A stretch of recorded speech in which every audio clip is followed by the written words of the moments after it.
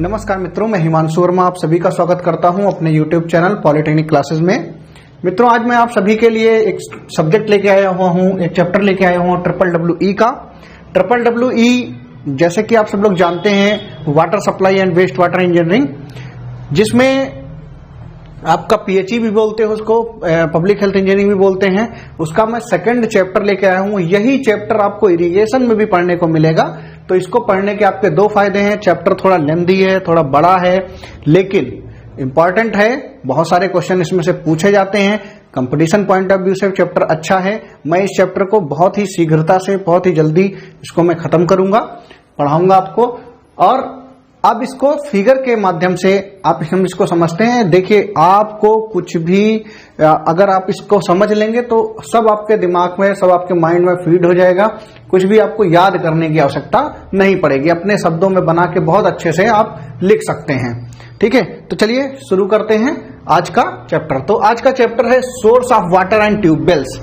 तो आपका जल स्रोत तथा नलकूप। जल स्रोत तथा नलकूप, जल स्रोत कौन कौन से होते हैं मैंने आपको बताया था, सरफेस सोर्स एंड सब सरफेस सोर्स। यहीं से तो आप पानी लेते हो। तो उसमें अब जब आपका पानी आएगा कहां से, पानी आता है आपका बारिश से। बारिश कहां से होती है उसके बारे में बताना है। तो पूरा पानी का क्या चक्र है वह आपका कहलाता है हाइड्रोलॉजिकल साइकिल या हाइड्रोलॉजिक साइकिल। ठीक है, जल चक्र या जलीय चक्र।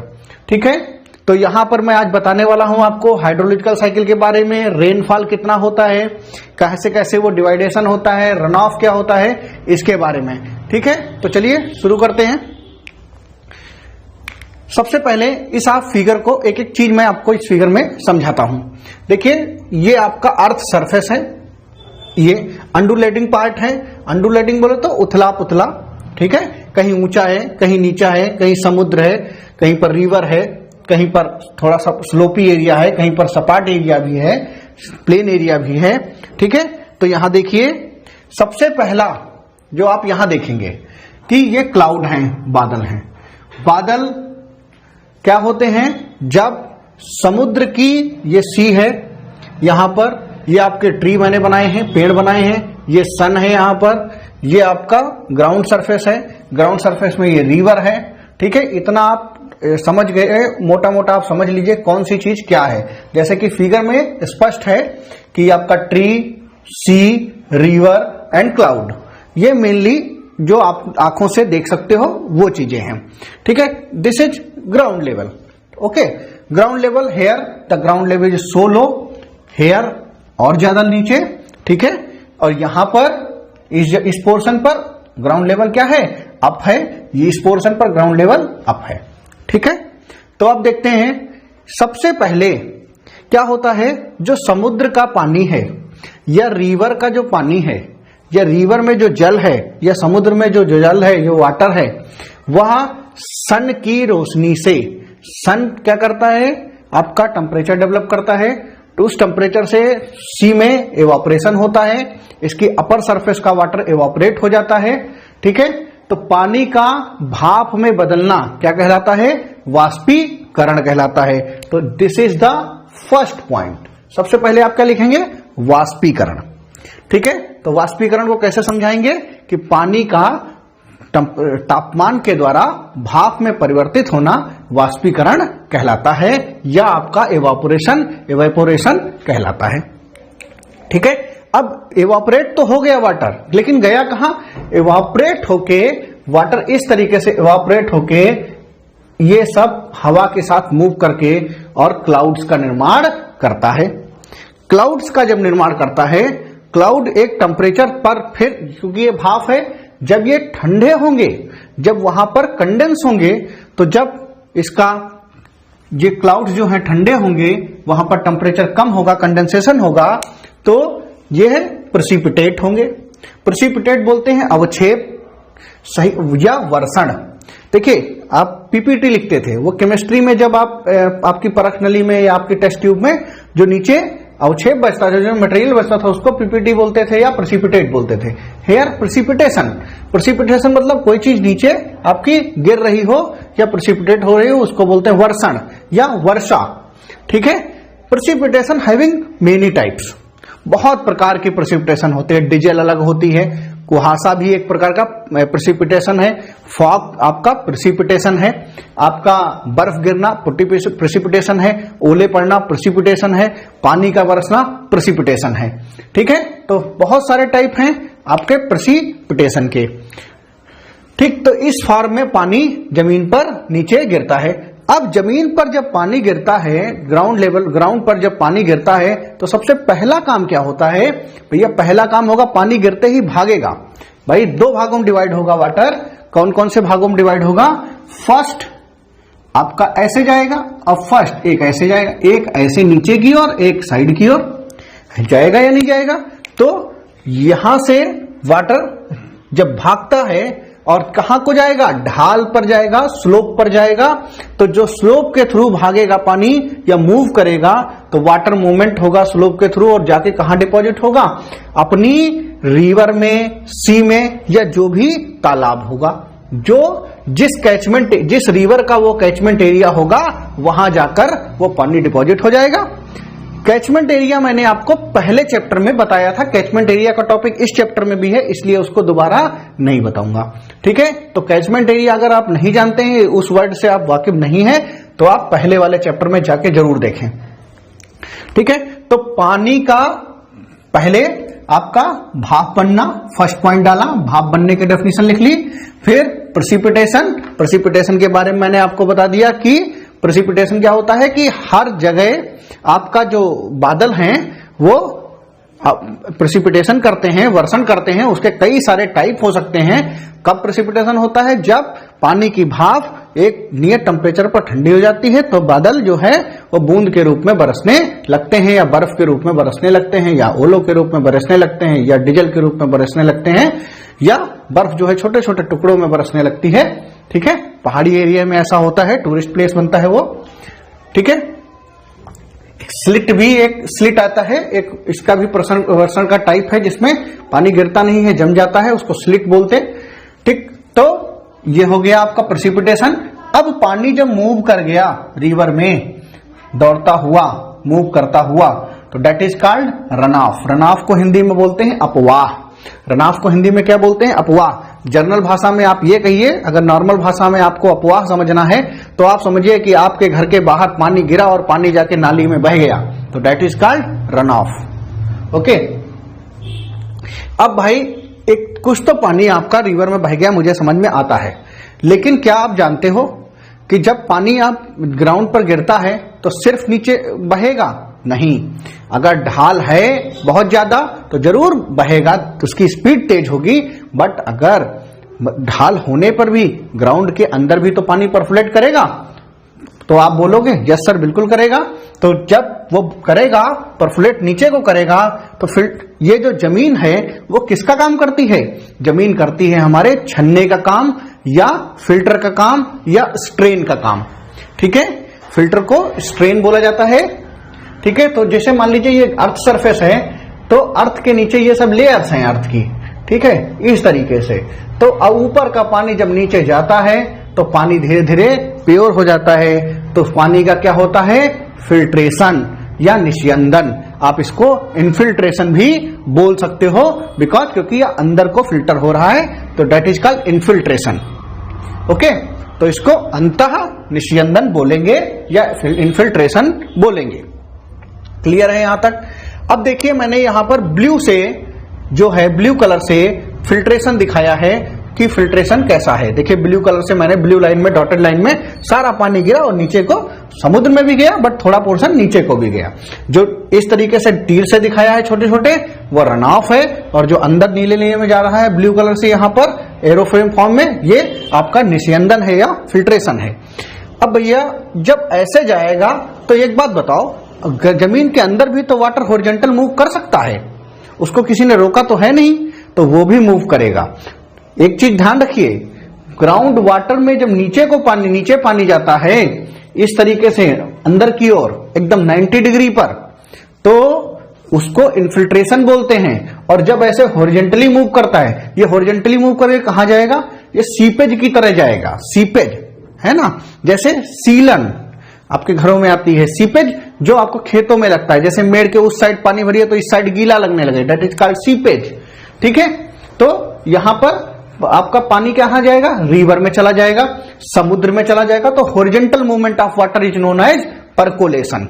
Horizontal movement of water is known as percolation. Perpendicular movement of the water in the ground surface is known as filtration.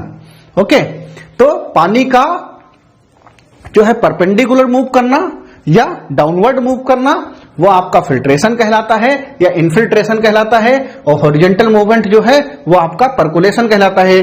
आपको याद रखने के लिए बता दूं, आप सॉइल में पढ़ेंगे, परकुलेशन की स्पीड हमेशा इनफिल्ट्रेशन से ज्यादा होती है। परकुलेशन हमेशा इनफिल्ट्रेशन से ज्यादा होता है, इस चीज को आपको याद रखना है।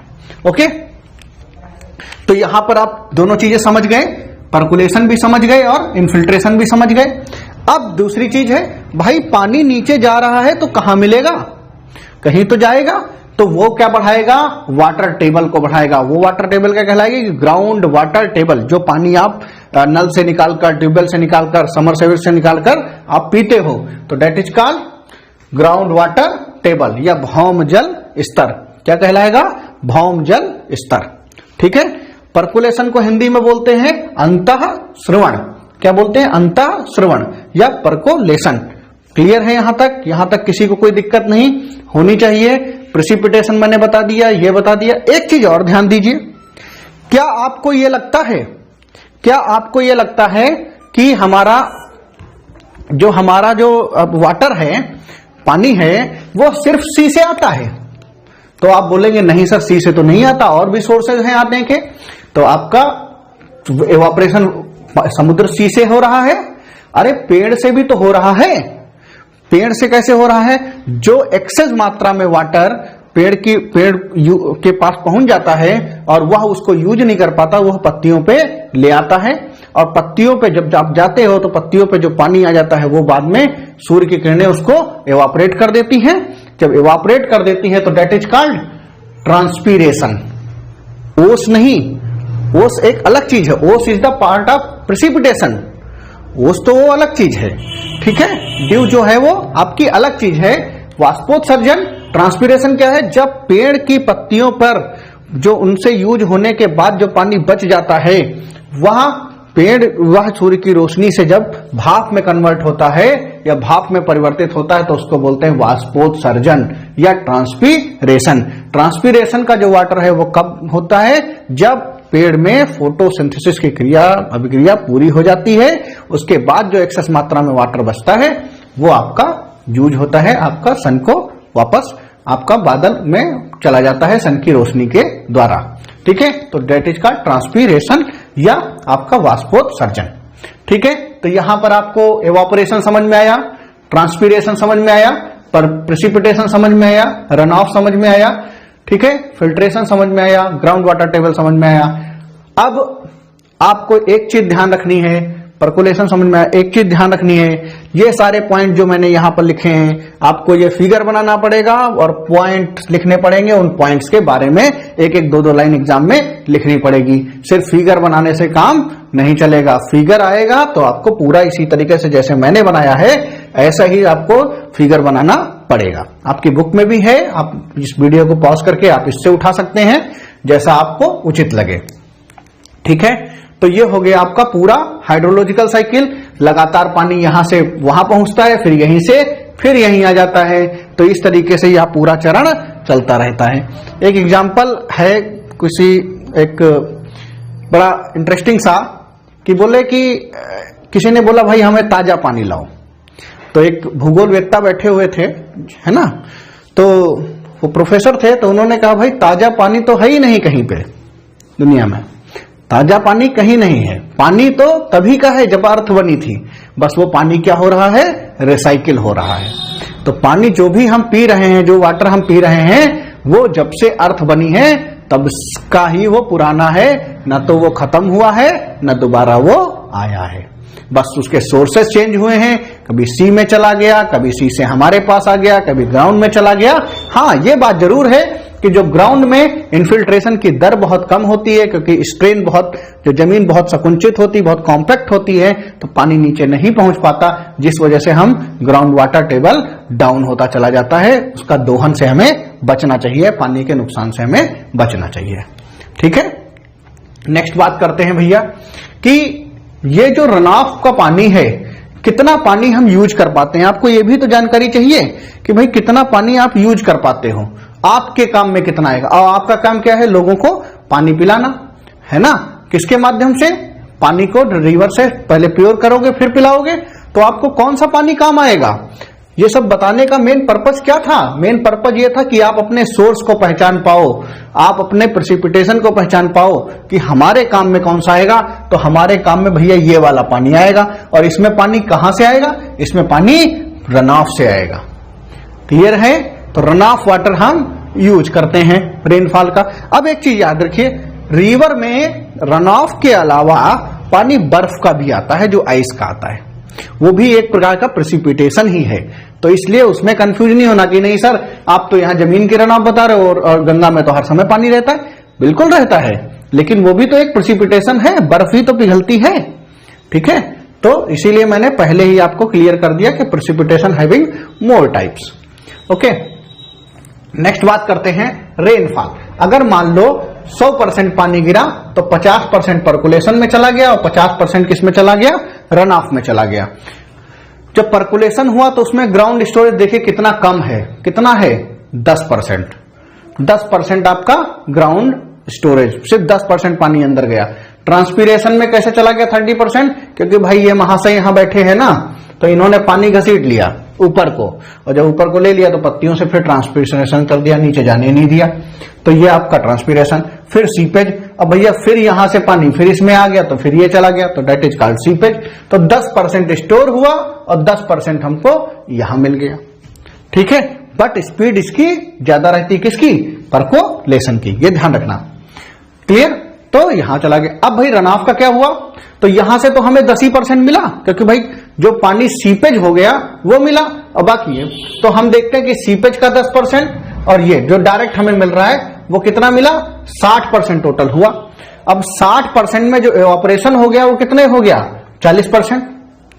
60% में जो ऑपरेशन हुआ वो 40% हुआ, और वाटर सप्लाई के लिए हमें मिला कितना, सिर्फ 20% मिला। वाटर सप्लाई के लिए कितना मिला, सिर्फ 20% मिला। क्लियर है यहां तक। भाई रन ऑफ जो 50% है, तो रन ऑफ का पानी भी तो ये ऑपरेट होगा, भाई यहां पर पानी भी तो ये ऑपरेट होगा। देखो यहां से समझने की जरूरत है, इस जगह से पहले रन ऑफ हुआ, लेकिन रन ऑफ पर जो पानी बह के आएगा वो भी तो हवा में उड़ेगा। उस प्रक्रिया में आपको कहां मिला, भले वो सी में है बट आपको तो नहीं मिल पा रहा, वो तो उड़ जा रहा है। तो उड़ जा रहा है तो फिर, और सी को हम डायरेक्ट यूज नहीं कर सकते, हम तो मीठे पानी को यूज कर पाएंगे।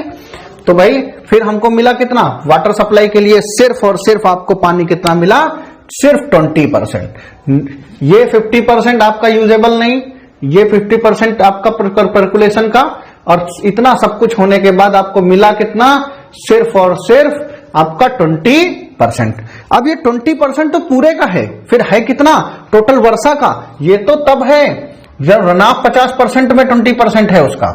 तो यह वर्षण का कितना मिला, वर्षण का मिला जो अगर वाटर सप्लाई करोगे, वाटर सप्लाई के लिए जितना मिला, तो जल आपूर्ति परियोजनाओं के लिए उपलब्ध जल, या आपके पास जो आपका वाटर डिस्ट्रीब्यूशन सिस्टम है उसके लिए आपके लिए जो पानी कितना होगा आपके पास, तो वो होगा 160/100। 60 कहां, ये इंटू 20/100, तो कितना 0.12% किसका, टोटल रेनफॉल का।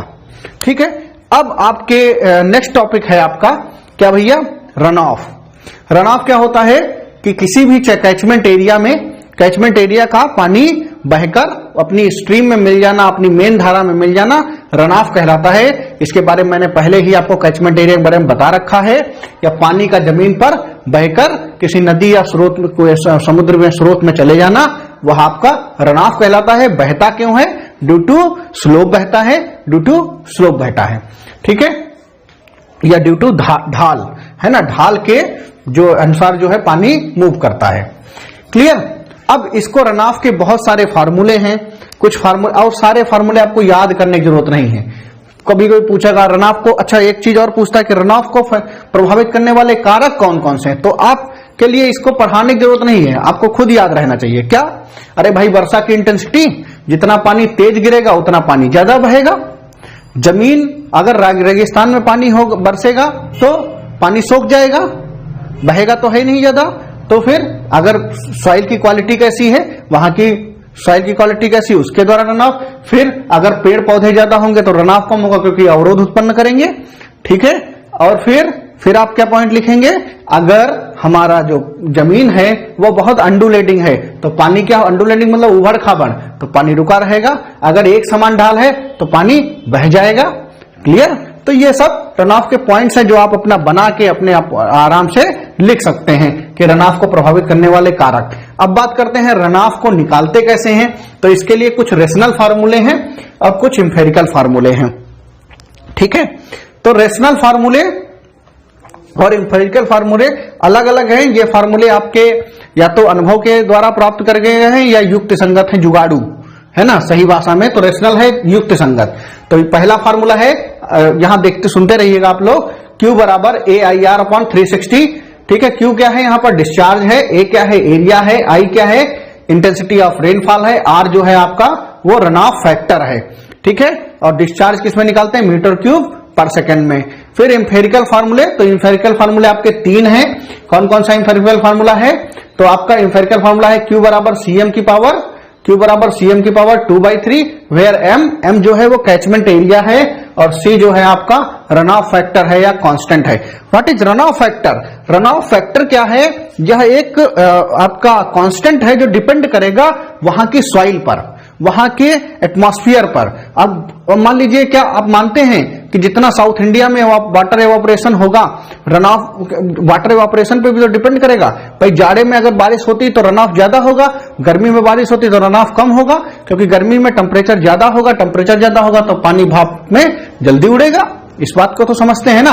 तो वहां का क्या टेम्परेचर है, क्या तापमान है, क्या भौगोलिक दशाएं हैं, क्या हवा की डायरेक्शन है, इस पे भी रनऑफ निर्भर करता है। मान लीजिए हवा बहुत तेज चल रही है तो पानी मूव करने लगेगा, रनऑफ बढ़ जाएगा। तो ये सब आपके दिमाग में है, आप अपने दिमाग से थोड़ा सा सोच के लिखेंगे तो सब समझ में आ जाएगा। Clear?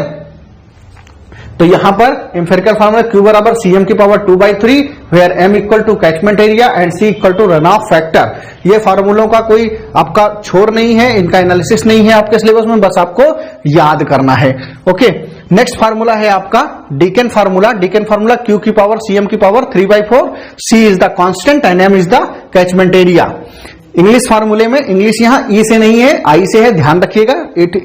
This is the name of scientist या आपका इंजीनियर। तो Q equal to 124 M upon M plus 10.40। ये 1000 स्क्वायर किलोमीटर से अगर छोटा एरिया है तो इंग्लिश फार्मूले में ये यूज करोगे। अगर 1000 से बड़ा एरिया है तो Q बराबर 124 under root M minus 2.62 bracket M minus 2.59। ये 1000 स्क्वायर किलोमीटर से बड़े एरिया के लिए। नेक्स्ट है आपका एक फार्मूला है, बहुत फेमस है, पूछा भी जाता है पेपर में, कंपटीशन में, नवाब जंग बहादुर फार्मूला। ठीक है, तो जंग बहादुर फार्मूला क्या है, Q बराबर CM ब्रैकेट, ये पावर में रहेगा, पावर में क्या रहेगा, bracket start 0.99 minus 0.07 log M। तो इस तरीके से ये आपका जंग बहादुर फार्मूला, रनऑफ का rational formula, empirical formula, Dickens formula और इंग्लिश फार्मूला। तो ये सब चीजें हैं जो मैंने आपको रनऑफ बता दिया, यहाँ पर हाइड्रोलॉजिकल साइकिल बता दिया, रेनफॉल का पूरा सिस्टम बता दिया, रनऑफ को प्रभावित करने वाले आपको कारक समझा दिए अगर पूछा जाए।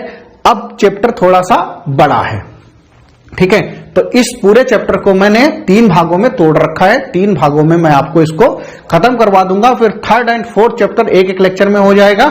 उसके लिए आप चिंता करने की आवश्यकता नहीं है। थोड़ा सा ये बड़ा है तो थोड़ा धीरे धीरे इसको समझ के पढ़ लेंगे, ठीक है। तो thank you so much, thanks for watching my dear friends. Channel में अगर आप नए हैं, सब्सक्राइब नहीं किया है तो सब्सक्राइब करिए, अपने दोस्तों तक जरूर पहुंचाइए। Thank you so much, happy Holi to you.